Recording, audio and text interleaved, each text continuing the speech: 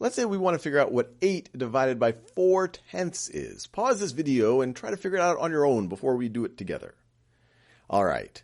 Now, one way to approach this is to think about everything in terms of tenths. And why tenths, you ask? Well, I just described the second number as 4/10. So what would 8 be in terms of tenths? Well, we know that 1 whole is equal to 10/10. So 8 wholes is going to be equal to 80/10. So I could write that down over here. Instead of 8, I can write that as 80/10. And I'm taking 80/10 and I'm dividing that by 4/10. I'm just writing it out. 4/10. So if I have 80 of something, and if I'm dividing it into groups of 4 of that something, how many equal groups am I going to have? Well, I'm going to have 80 divided by 4 groups, or 80 divided by 4, 8 divided by 4. Actually, let me just write that down. This is going to be equal to 80 over 4, or 80 divided by 4. And 8 divided by 4 is 2, so 80 divided by 4 is going to be equal to 20. So 8 divided by 4/10 is equal to 20. Another way that you could think about that is to rewrite 8 divided by 4/10 as 8 over 4/10 over 4/10. And then if you wanted to rewrite this, you could say, hey, can I multiply the numerator and the denominator by some quantity that'll get rid of the decimal in the denominator?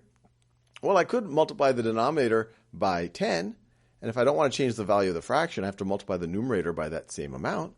Well, what does that get us? Well, this is going to be equal to, in the denominator right over here, I'm just going to have a 4. So we got rid of the decimal. And in the numerator, I am going to get 80. So once again, we get 80 over 4, which is equal to 20. Let's do another example, but in this case, we'll deal with hundredths.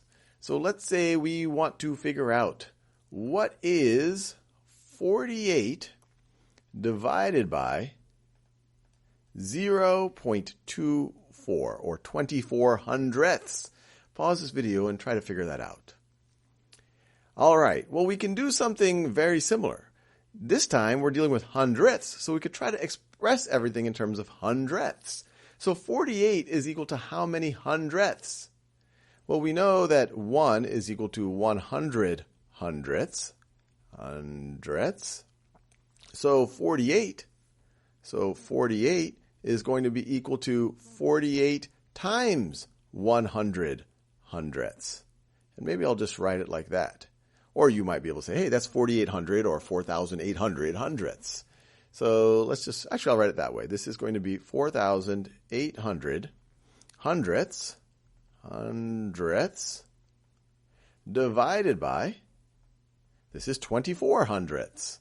24 hundredths.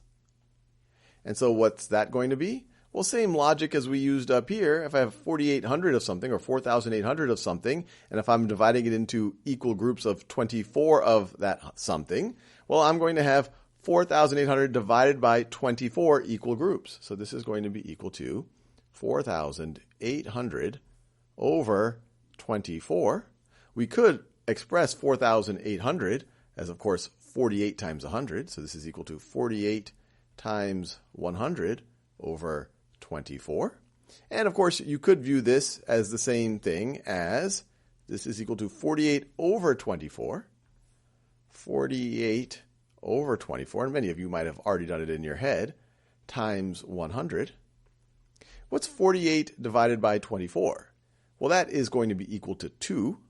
So 2 times 100 is equal to 200. So this right over here is equal to 200. You could also do it in this type, or do it similar to the way we did this, where instead of expressing it out as words, you could express it as 48 over 24 hundredths. And instead of multiplying the numerator and the denominator by 10, maybe you want to multiply it by something else to get whole numbers in both the numerator and denominator. Think about that after this video and try to work it out that way as well.